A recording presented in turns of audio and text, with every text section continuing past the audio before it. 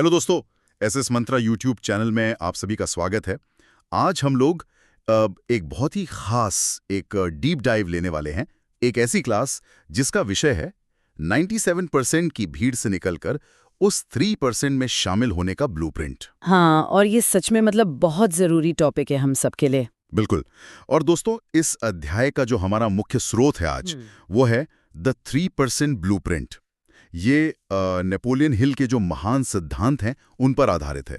पर एक बात मैं शुरू में ही बता दूं, ये क्लास ये कोई और खोखला मोटिवेशन नहीं होने वाला है। सही कहा, क्योंकि खोखला मोटिवेशन तो हमें हर जगह मिल जाता है ना। हाँ, एग्जैक्टली। ये बल्कि जीवन बदलने वाला एक सटीक गणित है, एक मैथ है।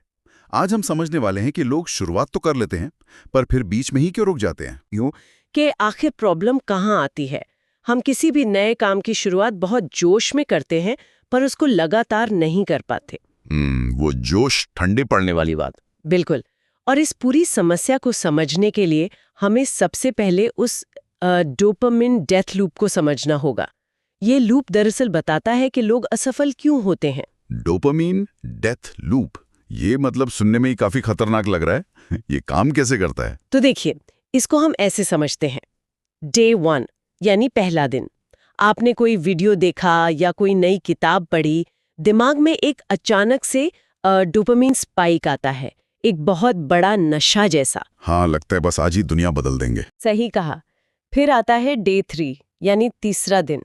अब वो नशा उतर चुका है, दिमाग को उस काम में अब दर्द और बोरियत महसूस होने लगती है, और यहीं पर दिमाग अजीब अजीब से बहाने ढूंढने लगता है। जैसे कि आज थकान है, कल सुबह फ्रेश माइंड से पढ़ेंगे। हाँ, वही वाले बहाने। और फिर आता है डे 5, पांचवा दिन। अब तक आपकी वापसी हो चुकी होती है उसी 97% की आम भीड़ में। तो समस्या टैलेंट की कमी नहीं है, बल्कि इस मोटिवेशन के नशे की लत है। और ये जो निरंतरता का टूटना है ना, ये आत्मा का धीरे धीरे होने वाला कत्ल है। अरे वाह, आत्मा का कत्ल, ये काफी गहरी बात है। इस पर मुझे एक एनालॉजी याद आ रही है। ये बिल्कुल वैसा है जैसे किसी ने बहुत सारा मीठा खा लिया हो, यानी शुगर। Sugar rush. हाँ, एग्जैक्टली। अचानक से बहुत सारी एनर्जी आती है, पर कुछ ही घंटों में भयानक थकान हो जाती है, जिसे हम शुगर क्रैश कहते हैं। तो क्या प्रेरणा या मोटिवेशन हमेशा बुरी चीज होती है? ये बिल्कुल सही एनालॉजी दी आपने। और जैसा कि शिवांश मिश्रा सर ने बिल्कुल स्पष्ट किया है, प्रेरणा एक धोखा है। सफल लोग प्रेरणा पर नहीं, बल्कि अपने सिस्टम पर भरोसा करते हैं। सिस्टम पर? यानी वो मूड का इंतजार नहीं करते? बिल्कुल नहीं। सफल लोगों के पास कोई जादुई चिराग थोड़ी होता है, बल्कि उनमें उस काम को रोज करने की एक अद्भुत क्षमता होती है, जो बाकी दुनिया को बहुत बोरिंग लगता है। तो इसका मतलब जो सफल हैं वो बोर होने से घबराते नहीं हैं।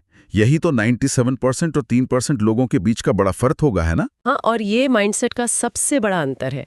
97% लोग प्रेरणा का इंतजार करते रह जाते हैं, जबकि 3% लोग सिस्टम का निर्माण करते हैं। 97% लोग जैसे ही दूर होते हैं, काम छोड़ देते हैं, पर 3% लोग उस बोरियत को गले लगाते हैं। बोरियत को गले लगाना, ये आसान नहीं लगता सुनने में। आसान तो नहीं है, और लक्ष्य तय करने में भी बहुत फर्क होता है इन दोनों में। 97% लोगों की खोखली इच्छाएं होती हैं, जैसे वो कहेंगे मुझे अमीर बनना है, जो कि बहुत वेग है। हाँ, पर 3% वाले एग्जैक्ट गणित पर चलते हैं। उनका लक्ष्य होगा 12 महीने 1 लाख रुपए। ये एग्जैक्ट मैथ्स है, और इसका नतीजा ये होता है कि आम भीड़ अफसोस की चादर ओढ़े रहती है, जबकि 3% लोग अमरता और विरासत छोड़ते हैं। अफसोस और विरासत के बीच का फर्क, ये सटीक गणित है। और इसमें शायद निरंतरता का नियम भी आता होगा। बिल्कुल। निरंतरता का एक सार्वभौमिक नियम है, 1% बेटर डेली, यानी रोज सिर्फ 1% बेहतर होना। अगर आप ये करते हैं तो 1 साल में आप 37 गुना बेहतर हो जाते हैं। 37 गुना? वाह। हाँ। और इसको हम 4 अलग अलग जगहों पर अप्लाई कर सकते हैं। धन में यानी वेल्थ में देखें तो रोज की छोटी बचत चक्रवृद्धि ब्याज या कंपाउंड इंटरेस्ट बन जाती है। सही बात है। और हेल्थ के मामले में भी वैसे ही होगा। बिल्कुल। रोज सिर्फ 10 मिनट की सैर बुढ़ापे में जवानी जैसी ताकत दे सकती है। और संबंधों में यानी रिलेशनशिप्स में रोज एक मीठी बात रिश्ते को मजबूत बनाती है। और आत्मविकास के बारे में क्या? Self development? वहां भी यही रूल है। रोज सिर्फ 10 पंक्तियां यानी 10 लाइन्स पढ़िए, साल के अंत में आप एक पूरी किताब पढ़ चुके होंगे बिना किसी बोझ के। लेकिन एक मिनट, यहाँ पर मेरे दिमाग में एक सवाल आ रहा है। ये जो आपने कहा ना, बोरियत को गले लगाना, ये कहीं ना कहीं इंसान के नेचुरल नेचर के खिलाफ लगता है। कैसे? मतलब क्या रोज एक ही बोरिंग चीज बार बार लगातार करना हमें एक इमोशनलेस मशीन नहीं बना देगा? हम इंसान हैं आखिर। मैं समझ रही हूँ आप क्या कह रहे हैं। और यहीं पर 3% लोग बाकियों से अलग हो जाते हैं। यहीं पर शिवांश मिश्रा सर की बात याद आती है कि ये कोई जादू नहीं, मैथ है, गणित है। अच्छा। हाँ, महान कार्य किसी एक दिन के विस्फोट से नहीं होते। वो दरअसल हजारों छोटे, अदृश्य और लगातार प्रहारों का रिजल्ट होते हैं। नियम बस एक है, रोज केवल एक पत्थर उठाना है। इसमें मशीन बनने वाली बात नहीं, बल्कि डिसिप्लिन की बात है। तो रोज केवल एक पत्थर उठाना है, क्या बात है। तो अगर सफलता एक मंदिर की तरह है जिसमें रोज एक पत्थर जोड़ना है, तो इस सफलता के मंदिर का ब्लूप्रिंट क्या कहता है? नेपोलियन हिल के 7 महासूत्र क्या हैं इसमें? तो चलिए इसको स्टेप बाय स्टेप तोड़ते हैं। सबसे पहले आती है नींव यानी फाउंडेशन। इसमें पहला मंत्र है निश्चित मुख्य उद्देश्य, यानी आपको अपनी मंजिल का एग्जैक्ट पता होना चाहिए। लक्ष्य को किसी नंबर में बांधना बहुत जरूरी है। जैसे अभी आपने बताया 12 महीने में 1 लाख रुपए। हाँ, वही। फिर आता है दूसरा मंत्र, सुव्यवस्थित योजना यानी ऑर्गेनाइज्ड प्लानिंग। अपना जो बड़ा लक्ष्य है ना, उसको इतने छोटे टुकड़ों में बांट दीजिए कि उन्हें ना करना लगभग असंभव हो जाए। मतलब पूरी किताब लिखने का मत सोचिए, सिर्फ रोज 200 शब्द लिखने पर ध्यान दीजिए। बिल्कुल सही एग्जाम्पल दिया आपने। अब जब नींव रख दी गई है, तो आते हैं उस मंदिर के स्तंभ यानी पिलर्स।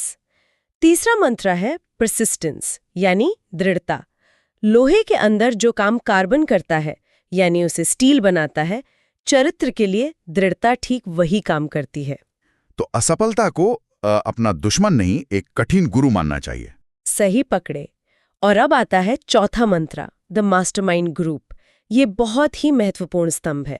आपको उन लोगों से जुड़ना चाहिए जो आपसे बेहतर हैं। वेट, यहाँ मैं थोड़ा रोकना चाहूंगा आपको। हमारा समाज तो हमेशा से अकेले चलने वाले शेर, जिसे हम लोन वुल्फ कहते हैं, उसकी बहुत तारीफ करता है। तो फिर ये मास्टरमाइंड ग्रुप क्यों जरूरी है? हाँ, लोग लोन वुल्फ को ग्लोरीफाई करते हैं, पर असल सफलता अकेले नहीं मिलती। शिवांश मिश्रा सर ने इस बात को बहुत खूबसूरती से समझाया है कि अकेले चलना महानता नहीं है। अच्छा, तो असल ताकत सिनर्जी में है। बिल्कुल। जब आप बेहतर लोगों से जुड़ते हैं, तो एक तीसरी अदृश्य शक्ति पैदा होती है, और यही अदृश्य शक्ति आपको उस 97% की ऑर्डिनरी भीड़ से अलग करती है। क्या बात है। तो नींव बन गई, स्तंभ खड़े हो गए। अब इस सफलता के मंदिर का कंट्रोल सेंटर क्या है? कंट्रोल सेंटर में आता है हमारा 5वां मंत्र, सबकॉन्शियस माइंड यानी अवचेतन मन। हमारा दिमाग एक बहुत ही उपजाऊ जमीन है। अगर हम इसमें सफलता के बीज नहीं बोएंगे, तो वहां अपने आप नकारात्मकता की जंगली घास उगने लगेगी। यानी नेगेटिविटी खुद ब खुद फैल जाएगी अगर पॉजिटिव चीजें नहीं डाली दिमाग में। एग्जैक्ट। और इस कंट्रोल सेंटर का अगला हिस्सा है छठा मंत्र, क्विक डिसीजन मेकिंग। 3% लोग फैसले तेजी से लेते हैं और उन्हें बदलते बहुत धीरे। टालमटोल यानी प्रोक्रास्टिनेशन समय का सबसे बड़ा चोर है। हाँ, और ओवरथिंकिंग तो और भी खतरनाक है। यहाँ आता है हमारा शिखर यानी पीक। 7वां मंत्र, एक्शन ओवर ओवरथिंकिंग। अत्यधिक सोचना एक मानसिक लकवे की तरह है, मेंटल पैरालिसिस। जैसे ही आप पहला कदम उठाते हैं, आपका आधा डर वहीं मर जाता है। पहला कदम उठाते ही आधा डर खत्म। अब जब हमने इन सारे सिद्धांतों को समझ लिया है, तो इन्हें अपनी असली जिंदगी में कैसे उतारा जाए? क्या इसकी कोई योजना है? हाँ, और ये सबसे प्रैक्टिकल हिस्सा है। इसे हम 90 दिवसीय परिवर्तन योजना कहते हैं, एग्जीक्यूशन। इसे 3 फेजेस में बांटा गया है। फेज 1 है दिन 1 से 30 तक। ये आदत के निर्माण का टाइम है। तो इस पहले महीने में क्या करना होता है? इसमें आता है सिर्फ 5 मिनट का नियम। चाहे बाहर तूफान आए या भूकंप, आपको बस 5 मिनट के लिए अपनी उपस्थिति यानी अटेंडेंस दर्ज करानी है। सिर्फ 5 मिनट? मतलब इतना थोड़ा क्यों? क्योंकि शुरू में दिमाग को थकान से डर लगता है। 5 मिनट सुनकर दिमाग रेजिस्टेंस नहीं देता। फिर आता है फेज 2, दिन 31 से दिन 60। इसे कहते हैं पहचान का बदलाव, यानी आइडेंटिटी शिफ्ट। Identity shift? ये कैसे काम करता है? इसमें आप मैं करने की कोशिश करता हूं से आगे बढ़ के कहते हैं मैं ये हूं।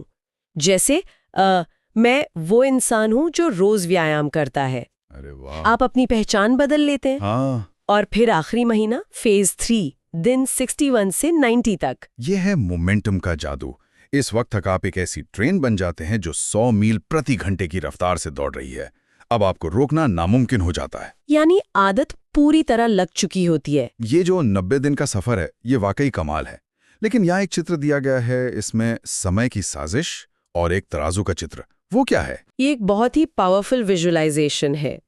एक तराजू की कल्पना कीजिए। एक तरफ है अनुशासन यानी डिसिप्लिन और दूसरी तरफ है अफसोस यानी रिग्रेट। अनुशासन का वजन सिर्फ ग्रामों में होता है, पर अफसोस का वजन टनों में होता है। मतलब रोज का डिसिप्लिन हल्का है, पर बाद में पछतावा बहुत भारी होता है। इस तराजू को देखकर मेरे दिमाग में गहरा सवाल आ रहा है। क्या मृत्युशैया पर यानी डेथ बेड पर यह सोचना कि काश मैंने वो कोशिश जारी रखी होती, इस बोझ के साथ आखिरी सांस लेना सबसे डरावना विचार नहीं है? बिल्कुल, ये सच में सबसे भयानक ख्याल है। और इसीलिए जैसा कि शिवांश मिश्रा सर ने चेतावनी दी है, हमें अजीब अजीब बहानों से बचना होगा। जब दिमाग फुसफुसाए कि चलो आज छोड़ देते हैं, कल से देख लेंगे, तो उस दिमाग को एक जोरदार मानसिक थप्पड़ मारिए। मानसिक थप्पड़ है। हाँ, और अपना पहला पत्थर आज ही रखिए, क्योंकि कल कभी नहीं आता। ये सच में बहुत आक्रामक और ज़रूरी एडवाइस है। तो दोस्तों, हमने इस 97% और 3% के मैथ्स को समझा, और आज के इस पूरे विश्लेषण को समेटते हुए मैं एक अंतिम लेकिन बहुत ही चुभने वाला विचार छोड़ना चाहता हूँ। इतिहास उन्हें याद नहीं रखता जो शुरू करते हैं, इतिहास उन्हें याद रखता है जो खत्म करते हैं। एग्जैक्ट।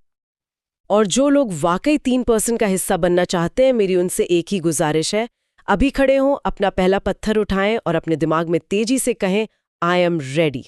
दोस्तों, अगर आपको ये क्लास पसंद आई हो तो वीडियो को लाइक करें और एसएस मंत्रा चैनल को सब्सक्राइब करें और बेल आइकन दबाना ना भूलें। धन्यवाद।